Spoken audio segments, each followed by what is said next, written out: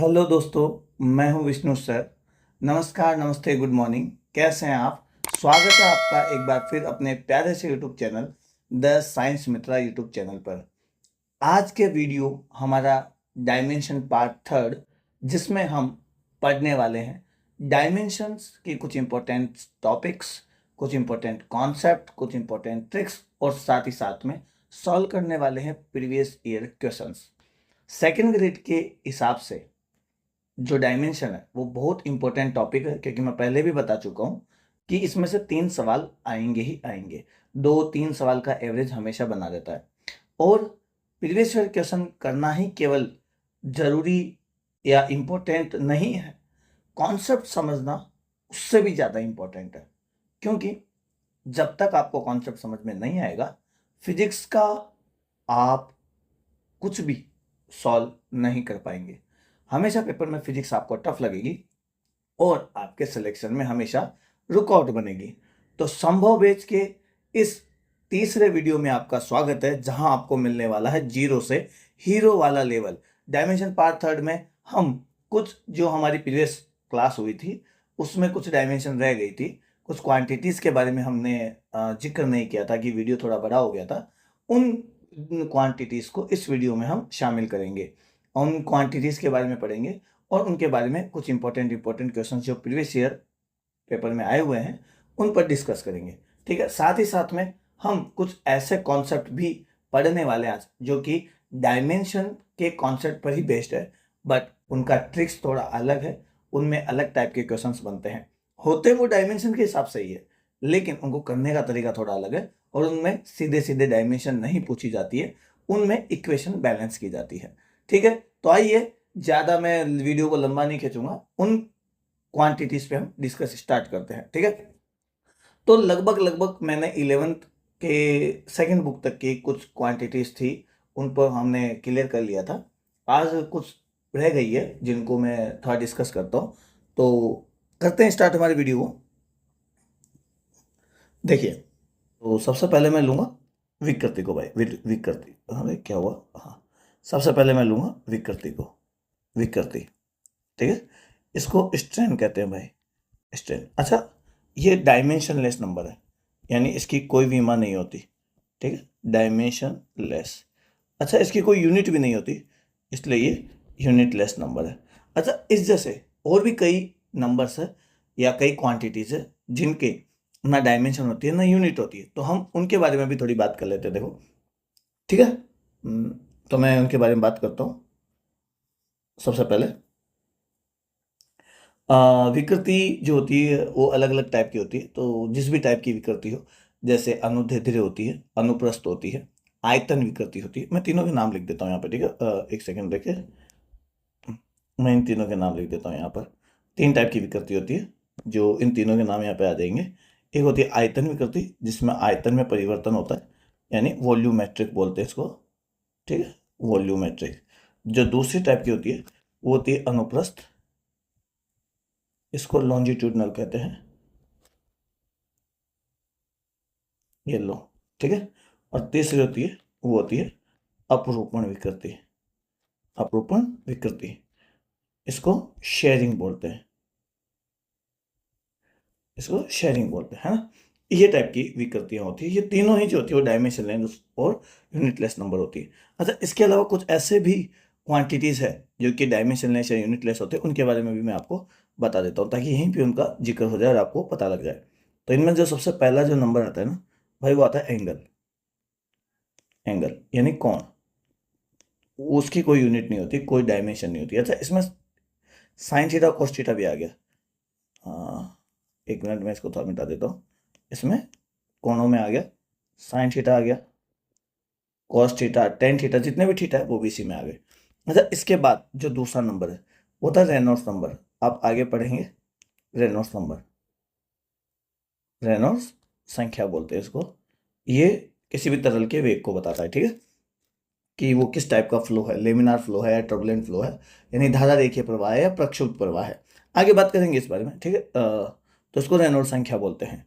अगला जो नंबर है, इसमें मैं आपको कहना चाहूँगा, जैसे पराविद्युतांक है जो कि 12th में आता है, ठीक है। 12th के चैप्टर्स में आता है विद्युत क्षेत्र, पराविद्युतांक। इसको बोलते हैं डाइलेक्ट्रिक कांस्टेंट, डाइलेक्ट्रिक कांस्टेंट। अच्छा, इसका एक और नाम भी है जिसको बोलते हैं आपेक्षिक विद्युतशीलता। कई बच्चे इस नाम से भी इसको जानते हैं, आपेक्षिक विद्युतशीलता। ठीक है, यानी रिलेटिव परमिटिविटी बोलते हैं इसको। मैं नाम लिख देता हूं एक और, रिलेटिव परमिटिविटी, परमिटिविटी। ठीक है। अच्छा, इसके अलावा आपने 10th में वो चीज पढ़ी होगी ना, एक जिसको बोलते हैं अपवर्तनांक, लेंस वाले चैप्टर में, अपवर्तनांक। इसको रिफ्रैक्टिव इंडेक्स बोलते हैं, रिफ्रैक्टिव इंडेक्स। ये भी डायमेंशनलेस नंबर है। ठीक है, इंपॉर्टेंट जो है ऐसे 2-4 और क्वांटिटीज भी होती है, लेकिन उनके बारे में ज़्यादा जिक्र होता नहीं। तो ये वो क्वांटिटीज है जिनके बारे में काफ़ी जिक्र होता है। ये डायमेंशनलेस और यूनिटलेस होती है। ठीक है। अच्छा, इसके अलावा हम आगे बात करें कुछ टॉपिक्स पर, तो बात करते हैं कि जब हम सॉलिड से आगे आते हैं फ्लूइड पर, तो फ्लूइड पर आते हैं सबसे पहले आता है दाब। आपने देखा होगा भाई, दाब, दाब के बारे में पढ़ा होगा। फ्लूइड में आता है दाब, और इसको बोलते हैं प्रेशर। ठीक है। अच्छा, इसकी जो यूनिट होती है ना भाई, वो होती है न्यूटन अपॉन मीटर स्क्वायर। अब देखो, इसकी डायमेंशन लिखने का तरीका मैंने आपको बोला था कैसे लिखते हैं। डायमेंशन लिखने का देखो सीधा तरीका होता है। आपको क्या करना है, न्यूटन की डायमेंशन लिखनी है, तो मैं लिख देता हूँ m1 l1 t-2। ठीक है। और डिवाइड में जो मीटर है, देखो मीटर को डायमेंशन लें लिखते समय, यानी मीटर रिप्रेजेंट करता है लेंथ को, और लेंथ को डायमेंशन में लिखते समय हम एल से लिखते हैं। अब इसके ऊपर पावर है 2, तो मैं यहाँ पे पावर लगा देता हूँ 2। अब देखो टोटल कितनी पावर हो गई, m1। अच्छा देखो, इधर ये 2 पावर है, ये ऊपर की तरफ जाएगी तो ये -2 हो जाएगी। अच्छा, तो एल की कितनी पावर हो जाएगी, एक तो है -2, एक है प्लस का 1, बाई 2 ऊपर जाकर -2 हो जाएगी, एक ऊपर पहले से है, तो -2 + 1 हो जाता है -1, और टी की पावर हो जाएगी -2। प्रीवियस जो क्लास ली थी मैंने, उसमें भी मैंने सबसे लास्ट जहाँ तक है यही टॉपिक उठाया था, आप देखना उसको। उसमें मैंने उन सभी क्वांटिटीज का जिक्र किया था जहाँ पर न्यूटन अपॉन मीटर स्क्वायर मात्रक होता है, और न्यूटन अपॉन मीटर स्क्वायर को जो है पास्कल भी बोलते हैं भाई, पास्कल, पास्कल। अच्छा, ये दाब की वजह से है। किसके कारण है, दाब की वजह से, क्योंकि पास्कल का नियम दाब में आता है, और इसको रिप्रेजेंट करते हैं पीए से। आई मेरी बात सुने। चलिए, दाब के बाद में जो मेन जो चीज आती है वो आती है श्यानता, श्यानता। इसको विस्कोसिटी कहते हैं भाई, विस्कोसिटी। ठीक है। ये किसी भी तरल का गाढ़ेपन की माप है, कि तरल गाढ़ा है कि पतला है, यानी लिक्विड जो है वो थोड़ा डेंसर है कि थोड़ा रेयर है। ठीक है। चलिए, और बाकी सब आप पढ़ते जाएंगे, जैसे जैसे आपको टॉपिक्स के बारे में क्वेश्चंस लेते जाएंगे, वहाँ पे इनके बारे में थोड़ा थोड़ा और मैं आपको एक इनका आइडिया देता रहूँगा। ठीक है। अभी तो केवल हमें ये देखना है कि इसका मात्रक क्या होता है। अच्छा, इसका जो मात्रक होता है ना भाई, इसके 2 मात्रक होते हैं। एक होता है सीजीएस मात्रक, ठीक है, वो होता है पॉइस, ये होता है पॉइस, इसको ऐसे लिखते हैं। ठीक है। बट लिखते समय या डायमेंशन लिखते समय इसको काम में नहीं लेते, हम इसको काम में नहीं लेते, हम लेते हैं एमकेएस पद्धति वाला, एमकेएस। और एमकेएस पद्धति जो होती है ना भाई, वो होती है पास्कल सेकेंड। ठीक है। इसका मात्रक होता है पास्कल सेकेंड।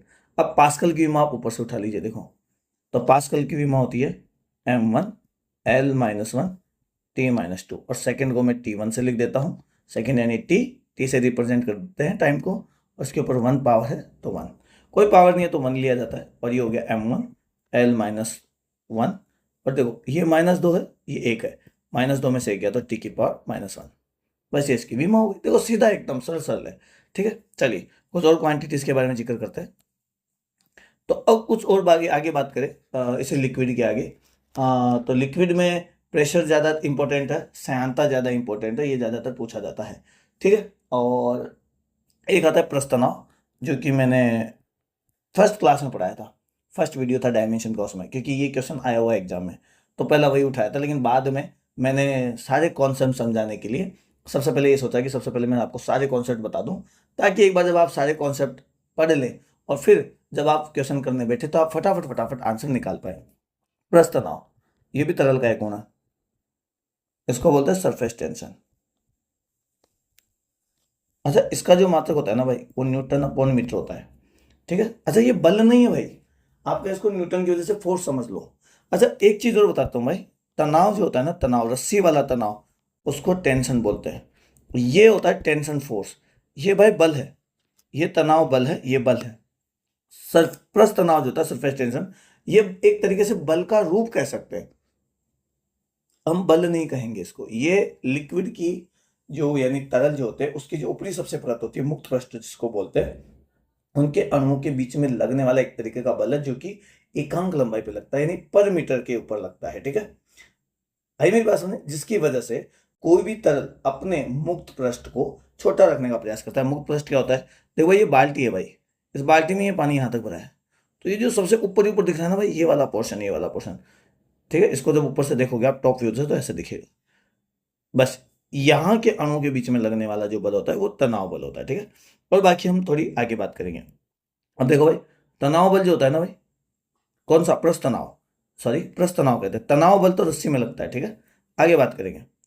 अब देखो तनाव जो होता है, पृष्ठ तनाव, सॉरी सरफेस टेंशन जो होता है, उसका मात्रक होता है न्यूटन अपॉन मीटर। अब देखो न्यूटन की विमा क्या होती है भाई, m1 L1 T-2, और मीटर की विमा होती है L1। अब देखो L1 से मैंने L1 को काट दिया तो मेरे पास लास्ट में बच गया m1 L0 T-2।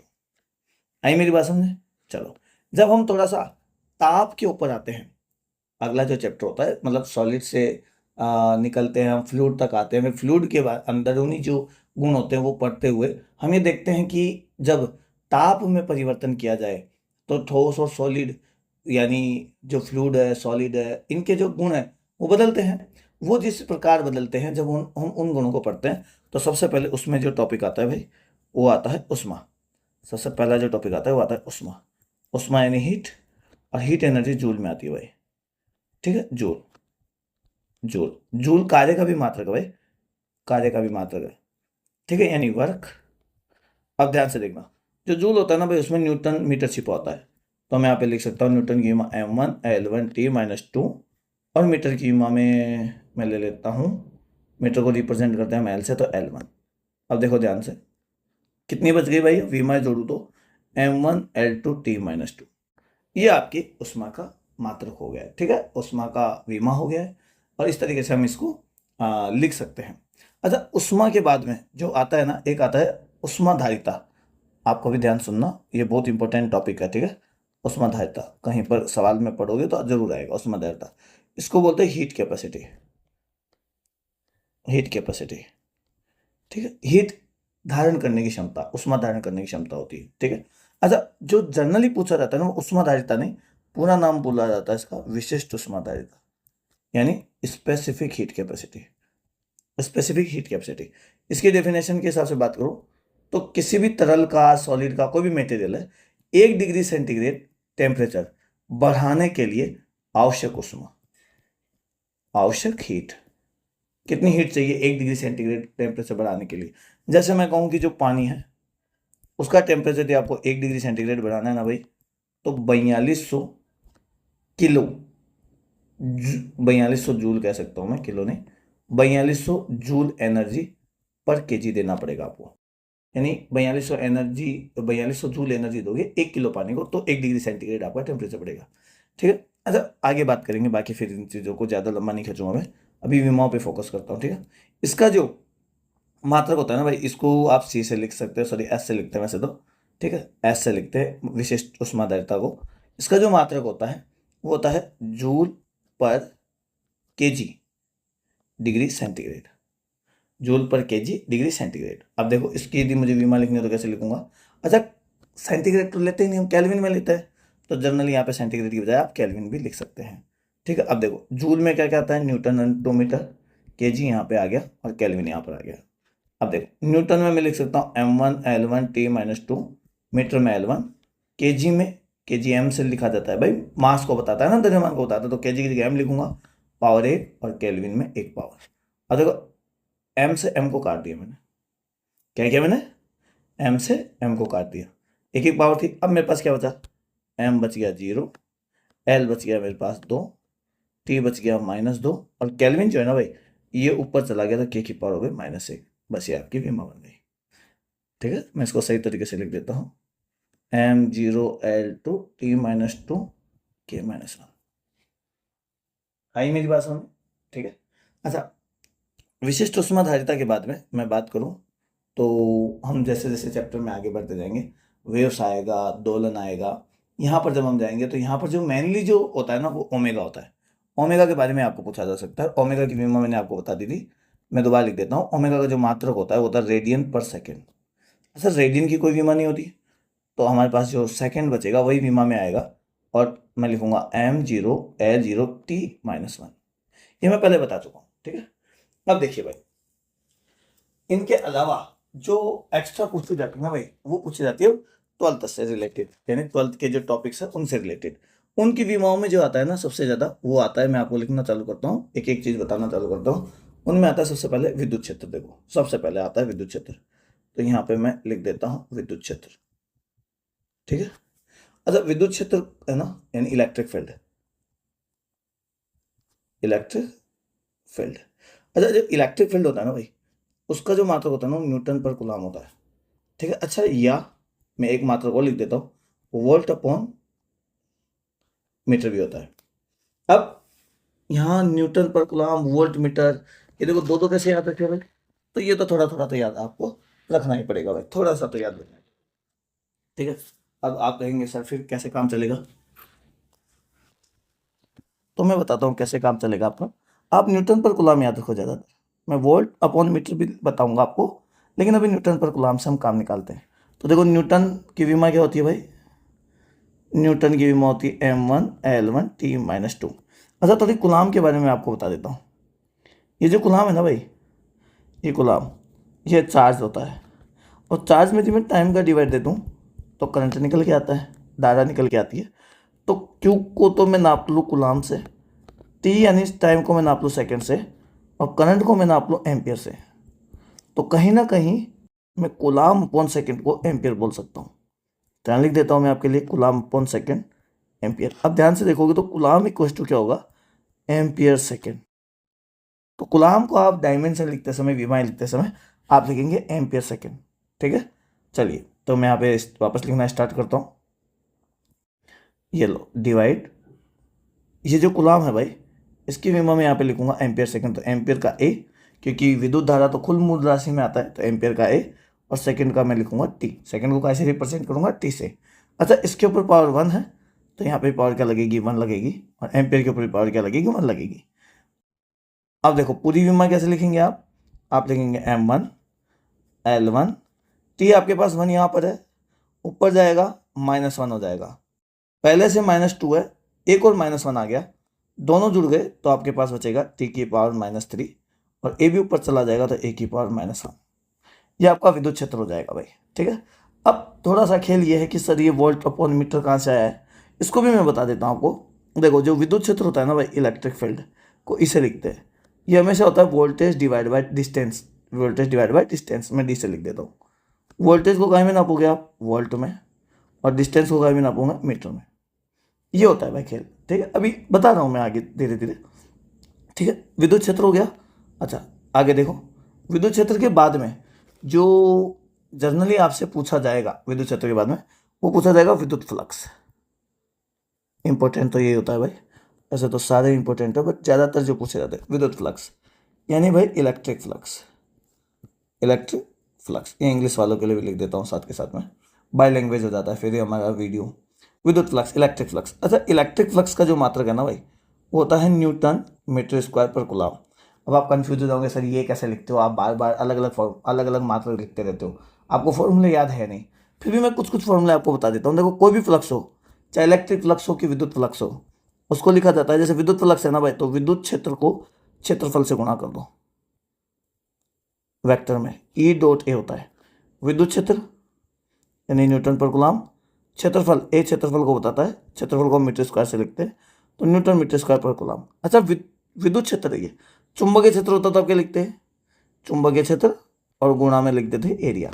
चुंबकीय क्षेत्र को भाई बी से लिखते हैं भाई, ये बताता है मैग्नेटिक फील्ड को, मैग्नेटिक फील्ड, चुंबकीय क्षेत्र को, ठीक है। चलो मिटाता हूँ मैं इसको थोड़ा सा, देखो अभी मेरी बात समझे। अब फ्लक्स याद रखना बहुत काम की चीज़ है, ठीक है। आया हुआ सवाल है, फिर सर के क्वेश्चन लूँगा ना मैं जब वीडियो में, तो आपको ऑटोमेटिक समझने आने लग जाएगा कि यार किस तरीके से काम हो रहा है, किस तरीके से डायमेंशन पूछी जा रही है। न्यूटन मीटर स्क्वायर पर कूलम से आगे बात करते हैं। न्यूटन की विमा m1l1t-2, मीटर की विमा L2। अच्छा कूलाम को मैं क्या लिख सकता हूँ, एम्पियर सेकेंड। आप ध्यान से देखेंगे तो m1, एल की विमा देखो एक यहाँ पर है, आप देखो यहाँ पर एक यहाँ पर है एल और दो यहाँ पर है, टोटल कितने हो गए, एल की पावर 3 हो गई। अच्छा टी की पावर माइनस के 2 रह गए आपके। थोड़ा नीचे देखेंगे तो एम्पियर का ए भी है और सेकंड लिखा हुआ है तो टाइम का T1 भी है।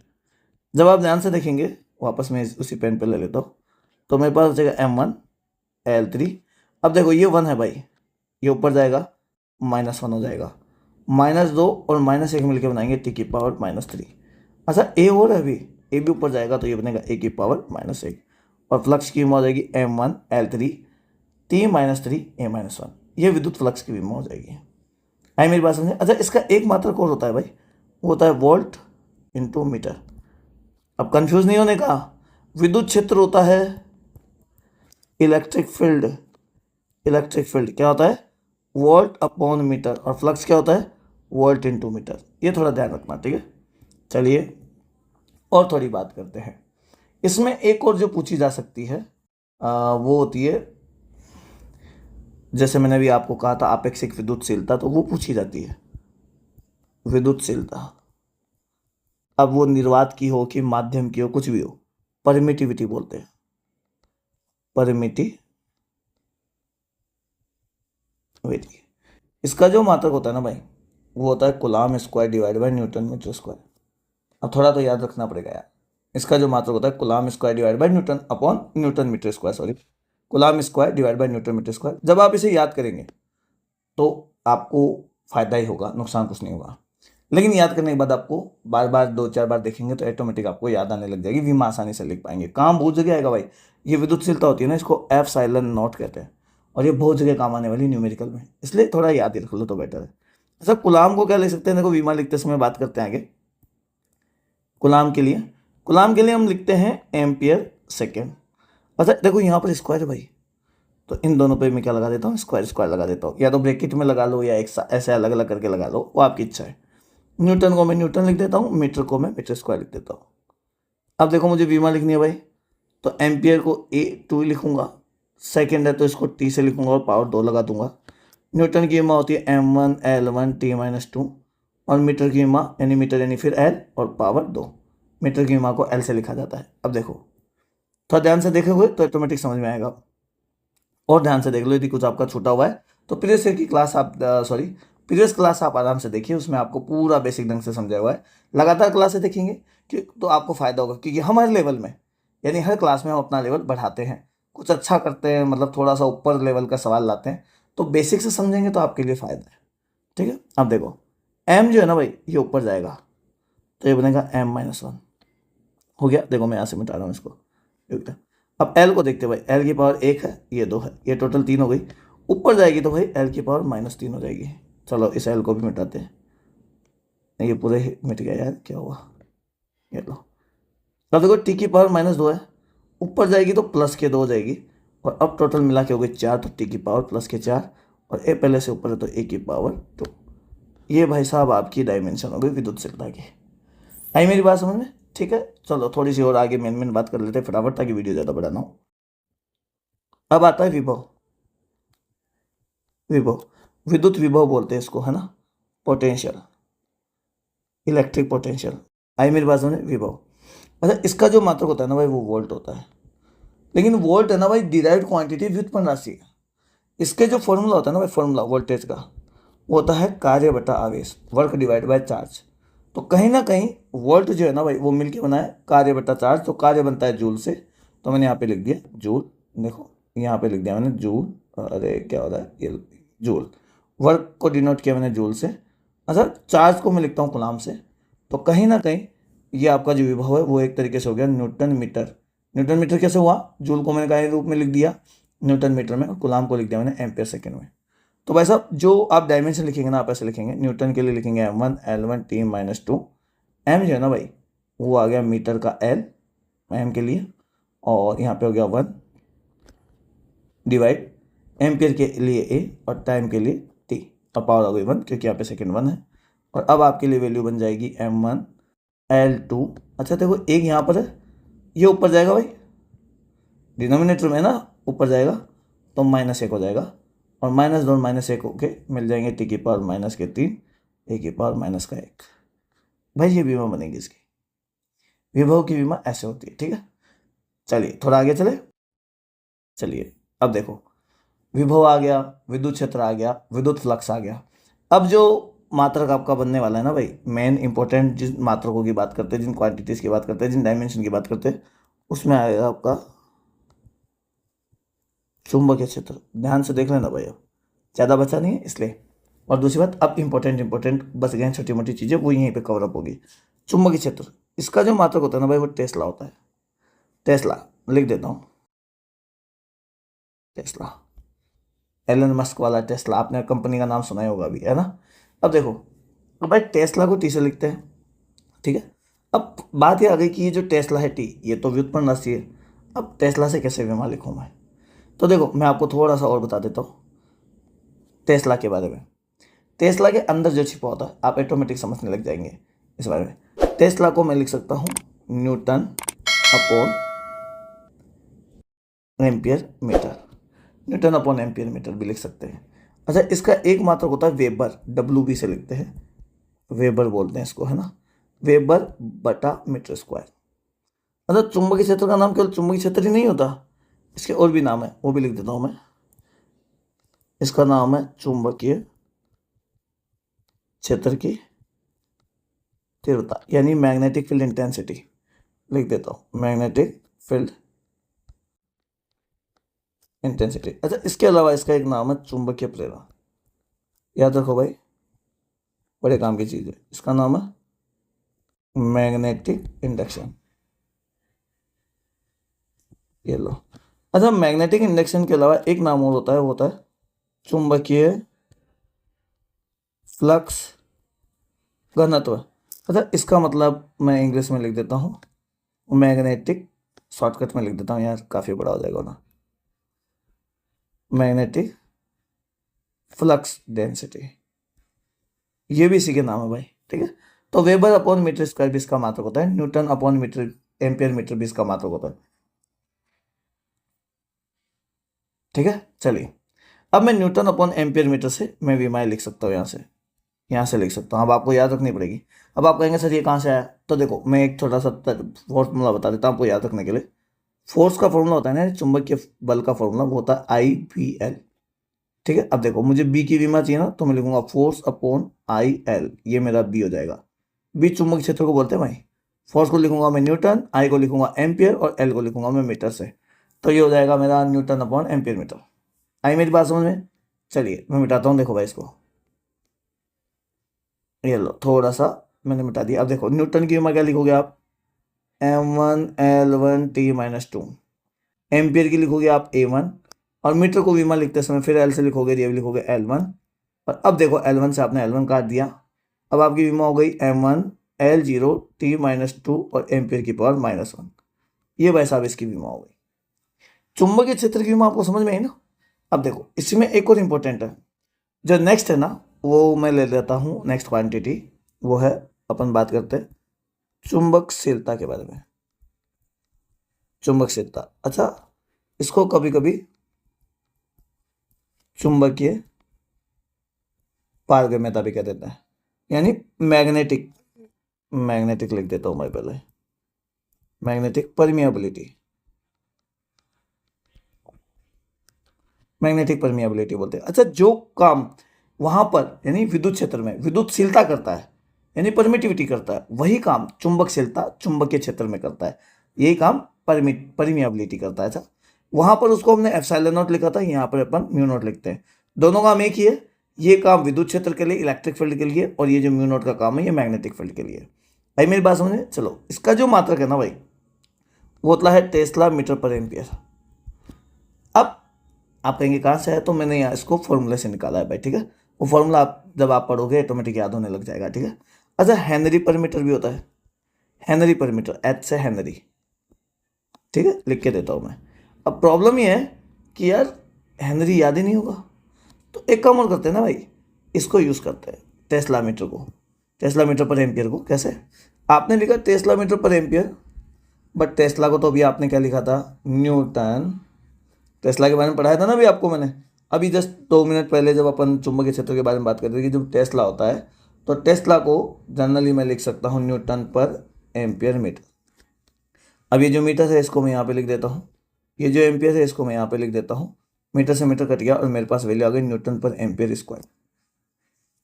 अब देखो जो न्यूटन है ना भाई, न्यूटन की विमा क्या होती है, m1 L1 T-2। अब तक तो याद हो जाना चाहिए। न्यूटन की विमा क्या होती है, m1 L1 T-2। भाई अब तो याद कर लो। एम्पियर को मैं ऐसे लिखूंगा और पावर इस पे 2 है तो 2 लगा दूंगा। और अब टोटल कितना हो गया भाई, देखो डायमेंशन लिखता हूँ, कवर करता हूँ मैं सबको इकट्ठा करता हूँ, तो m1 L1 T-2 और a⁻²। ये आपकी चुंबकशीलता या परमियाबिलिटी की विमा हो गई। इसी प्रकार मैं बात करूं चुंबकीय फ्लक्स की, जैसे अभी विद्युत फ्लक्स पढ़ा था ना वैसे चुंबकीय फ्लक्स, मैग्नेटिक फ्लक्स। इसका मात्रक थोड़ा अलग होता है भाई, इसका मात्रक होता है WB यानी वेबर। इसकी काफ़ी जरूरत पड़ेगी इसलिए ध्यान से देखो। वेबर, और मैं वेबर लिख दिया इसको।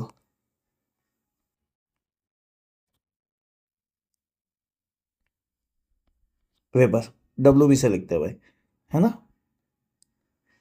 WB। चलो ठीक है, आप समझ जाना यार, वेबर, ठीक है, वेबर बोलते हैं इसको। अब देखो वेबर के अंदर क्या छिपा होता है भाई, वेबर में छिपा होता है टेस्ला मीटर स्क्वायर। ठीक है, कहाँ से आया, मैंने अभी कहा था फ्लक्स बराबर क्या लिखना होता है, क्षेत्र इंटू एरिया, यानी फील्ड इंटू एरिया। तो बी को मैंने लिखा टेस्ला से, ए को लिख दिया मैंने ए फॉर एरिया, क्षेत्रफल मीटर स्क्वायर से। अब देखो भाई टेस्ला मीटर स्क्वायर हो गया, टेस्ला में क्या छिपा होता है, अभी पढ़ा था अपन ने, न्यूटन पर एम्पियर मीटर, ये टेस्ला में छिपा होता है। 1 मीटर स्क्वायर यहाँ पर है, 1 मीटर से 1 मीटर कट गया और वैल्यू बन गई न्यूटन मीटर अपॉन एम्पियर। अब यहाँ से आप विमा लिख सकते हैं, न्यूटन की विमा m1 L1 T-2, मीटर की L1, एम्पियर की A1। अब देखो L1 अब पूरा इकट्ठा करोगे आप तो ये L1 L1 ये जुड़ जाएंगे। तो सबसे पहले मैं लिख देता हूँ M1, 1 और 1 L की, ये दोनों जुड़ के बन गए L2 T⁻²। ये A है जो ऊपर जाएगा, A की पावर जाएगी -1। मेरी बात आपको समझ में आई? चलिए भाई देखो इंपॉर्टेंट मैंने यहाँ पे बता दी। कोई 1-2 और बची हुई है, उनकी स्वप्रेरण गुणांक है या फिर अन्य प्रेरण गुणांक है, इनको भी मैं इसी में ले लेता हूँ। चलो वैसे मैं नेक्स्ट वीडियो में लेने वाला था बट यहीं ले लेते हैं अपन इसको, ठीक है। चलिए अब देखिए, ऐसे तो खूब सारी चीजें, खूब सारी मात्रा है, आप कितने भी लेते जाए, लेकिन जो इंपॉर्टेंट है, जो मतलब अधिकतर पूछा जाता है, हम उनके बारे में बात करेंगे, ठीक है। अच्छा एक जो होता है ना भाई, वो विद्युत प्रवृत्ति या चुंबकीय प्रवृत्ति भी कह सकते हैं। इसको बोलते हैं इलेक्ट्रिक या मैग्नेटिक सस्केप्टिबिलिटी। अच्छा ये यूनिटलेस और डायमेंशनलेस नंबर है भाई, ये नाम भी आता है यूनिटलेस और डायमेंशनलेस। मैं वहां बताना भूल गया था जहां मैं एक साथ लिख रहा था, डायमेंशनलेस नंबर है। ये होती क्या है, मतलब विद्युत गुण रखने की प्रवृत्ति, या नाम से पता लग रहा है, या फिर चुंबकीय गुण रखने की प्रवृत्ति, यानी ऐसी नेचर जिससे इलेक्ट्रिक प्रॉपर्टीज जल्दी पैदा करने की इच्छा हो या जल्दी पैदा करने का गुण हो, या फिर मैग्नेटिक प्रॉपर्टीज जल्दी पैदा करने का गुण हो, वो इसमें आता है, ठीक है। आगे बात करेंगे, लेकिन मैंने बस यहाँ पर इसको लिया है क्योंकि पूछा जाता है। अच्छा अब 1-2 और इंपॉर्टेंट है, उनको मैं ले लेता हूँ साथ के साथ। इनमें जो सबसे पहले आता है ना भाई, वो आता है स्वप्रेरण। बहुत पूछा गया है भाई, बहुत पूछा गया है। स्वप्रेरण गुणांक नाम है इसका, ठीक है, या कभी कभी इसको स्वप्रेरक तो भी कह देते हैं, ठीक है। सेल्फ इंडक्टेंस, ठीक है, या कोफिशिएंट, या एक और नाम है इसका कोफिशिएंट ऑफ सेल्फ इंडक्शन, ये भी इसी का नाम है, ठीक है। अच्छा इसका जो मात्रक होता है ना भाई, वो हेनरी होता है, हेनरी HENRY। अभी अपन ने पढ़ा था एक जगह हेनरी पर मीटर, वो वाला हेनरी, ठीक है। अब हेनरी की विमा कहाँ से निकाले सर, समस्या तो यहाँ से है कि हेनरी की विमा हम कहाँ से निकालें। तो आप चाहे तो और जगह से भी निकाल सकते हैं, लेकिन मैं मेन जगह जहाँ से इसको निकाला जाता है वो देखो, वो निकाला जाता है वोल्टेज से। क्या होता है, जब चुंबकीय क्षेत्र में परिवर्तन होता है ना, जब मैग्नेटिक फील्ड बदलता है तो एक EMF आता है, यानी वोल्टेज आता है, ठीक है। और उस वोल्टेज को हम इसे लिखते हैं, उस वोल्टेज का फॉर्मूला होता है L/di/dt। तो यहां से मैं एल की डायमेंशन निकालू ना भाई, या पहले मैं मात्रक निकाल लेता हूँ, यूनिट निकाल लेता हूँ। तो देखो इसको लिखते हैं अपन वोल्ट में, एल को जगह एल ही लिख देता हूँ, इसको लिखते हैं हम एम्पियर में, और इसको लिखते हैं हम सेकेंड में। तो मैं एल के बारे में यदि मात्रक पूछना चाहूँ, ढूंढना चाहूँ, तो मैं लिख सकता हूँ वोल्ट सेकेंड एम्पियर। तो वोल्ट एम्पियर पर सेकेंड लिख सकता हूँ ना भाई। अरे गलत लिख दिया, सॉरी, थोड़ी सी मिस्टेक हो जाती है कभी कभी। क्या वीडियो काफ़ी बड़ा होता जा रहा है, प्रेशर हो रहा है माइंड पे कि इतना बड़ा वीडियो बन जाएगा, ये सोचा नहीं था। वोल्ट सेकेंड पर एम्पियर, ठीक है। अब ध्यान से देखो, अब वोल्ट का अभी मैंने बताया था आपको, वो होता है जूल पर कूलाम, ठीक है। सेकेंड की जगह आप सेकेंड लिखिए, एम्पियर की जगह आप एम्पियर लिखिए। अच्छा, इसी में मैं थोड़ा चेंज कर देता हूँ, कूलाम को हम एक चीज और लिख सकते हैं, क्या, एम्पियर सेकेंड, इस सेकेंड से सेकेंड कट गया, और अब मेरे पास बच गया जूल पर एम्पियर स्क्वायर। अब यहां से मैं वीमा लिख दूंगा, तो जूल को क्या लिख सकते हैं हम, न्यूटन मीटर, और ये हो गया एम्पियर स्क्वायर। अब देखो न्यूटन की विमा m1 L1 T-2, मीटर को हम फिर एल से लिखेंगे, विमा में 1 लगाएंगे, एम्पियर में A2 लिखेंगे। भाई मेरी बात समझे। अब देखो विमा कैसे लिखूंगा मैं, M1 L1 और 1 दिख रहे होंगे आपको, ये रहा 1 और ये रहा 1, ये जुड़ जाएंगे और ये बन जाएगा L2। अच्छा, T आपके पास -2 पावर पर है, तो मैं लिख दूंगा T की पावर -2। A2 ऊपर जाएगा तो ये हो जाएगा A की पावर -2, और ये हो गया M1 L2 T-2 A-2। अब आपको समझ में आया ही नहीं आया, देखो दिख रहा होगा। अभी आप ये कहेंगे कि सर इतना बड़ा पहले देखना पड़ेगा। भाई कभी कभी देखना पड़ता है। एक बार आप वीडियो देख रहे हो, फर्स्ट टाइम में आपको नहीं पता है, तो आपको थोड़ा बड़ा लगेगा, लेंथ लगेगा। लेकिन जैसे आप वीडियो देख लोगे, 2-4 बार प्रैक्टिस करोगे ना, चुटकियों में होने लग जाएगा भाई, चुटकियों में। इतना देखने की जरूरत नहीं पड़ती। अभी मैं होता ना यहाँ एग्जाम में बैठा होता, क्योंकि चूंकि मुझे आता है और मैं इसकी इतनी बार प्रैक्टिस कर चुका हूँ ना, खूब बार, मतलब पूछो मत आप। तो मतलब मैं 10 साल से पढ़ा रहा हूँ, तो ये हर साल तो आता ही आता है, चैप्टर में आता है, तो हर साल एक बार तो पढ़ाता ही हूँ ना भाई। तो आता है नहीं, 10 बार तो कर ही चुका हूँ 10 साल में। तो यानी ये मुझे याद हो गया, तो मैं एक लाइन में ही कर देता हूँ। अब आप फर्स्ट टाइम में तो थोड़ा सा आपको थोड़ा तो अजीब सा लगेगा, ठीक है, लेकिन 1-2 बार के बाद में ऑटोमेटिक सब सेट होने लग जाएगा, ठीक है दोस्तों। तो आज के वीडियो में हम इतनी बात करेंगे, 11th क्लास में जो मोस्ट क्वांटिटीज है, 12th क्लास में जो मोस्ट क्वांटिटीज है, जिनकी विमाएं ज्यादातर पूछी जाती है या पूछी जा चुकी है, या आने के काफी हद तक चांसेस होते हैं, उनको मैंने इसमें कवर कर लिया है। अब डायमेंशन का जो पार्ट 4 आएगा, लास्ट पार्ट आएगा, उस लास्ट पार्ट में हम करेंगे, देखो जो लास्ट पार्ट आएगा ना भाई, उसमें हम करने वाले हैं प्रीवियस ईयर क्वेश्चन,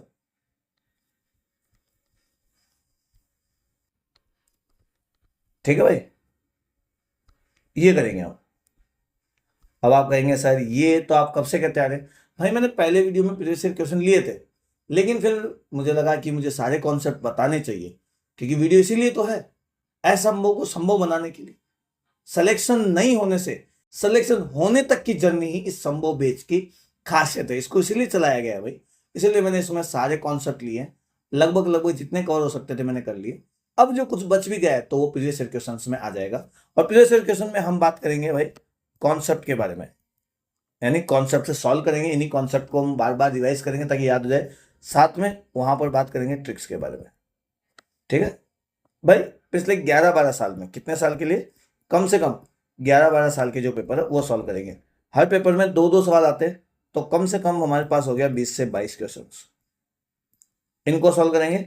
आपको खुद ही अनुमान होने लग जाएगा कि अधिकतर बार मोस्ट ऑफ दी कौन से क्वेश्चन पूछे गए हैं और किन पर ज्यादा फोकस होता है एग्जामिनर का, ठीक है। तो दोस्तों यदि आपको हमारा कॉन्सेप्ट समझ में आ रहा है, हम जो आपको समझा रहे हैं वो बैठ रहा है, ट्रिक्स आपको समझ में आ रही है, सुपर कॉन्सेप्ट आपको समझ में आ रहा है, यानी आपका लेवल 0 से हीरो वाला लेवल होता जा रहा है। आपको लग रहा है कि ये क्लास देखकर अब मुझे फिजिक्स से डर धीरे धीरे खत्म हो रहा है, मैं फिजिक्स धीरे धीरे अच्छी बना लूंगा, फिजिक्स पे अपनी पकड़ बना लूंगा, फिजिक्स को अपने सिलेक्शन नहीं होने में कभी आड़े नहीं आने दूंगा, यानी फिजिक्स की वजह से मेरा सिलेक्शन नहीं रुकेगा।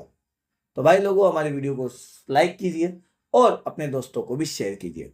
तो नेक्स्ट वीडियो जो कि डायमेंशन का लास्ट वीडियो होगा, उसमें हम बात करेंगे प्रीवियस ईयर क्वेश्चंस के बारे में।